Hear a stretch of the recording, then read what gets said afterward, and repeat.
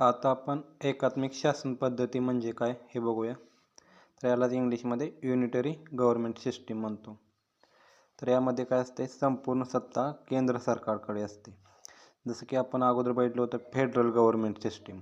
त्यामध्ये काय होतं की सत्ता केंद्र सरकार आणि राज्य सरकारमध्ये डिवाईड केलेली असते. पण एकात्मिकमध्ये संपूर्ण सत्ता केंद्र सरकारकडे असते, म्हणजे राज्यांना सत्ता नसते किंवा अधिकार नसतात आणि काय राज्य केंद्राच्या अधीन असतात.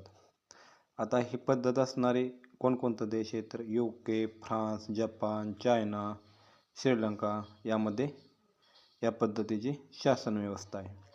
आणि भारतात काय आहे तर संघराज्यात्मक आणि एकात्मक ही दोन्ही वैशिष्ट्ये आहेत भारतामध्ये. फेडरल प्लस युनिटरी म्हणजे ह्यालाच कोसाय फेडरल म्हणतो, अर्धसंघ राज्य.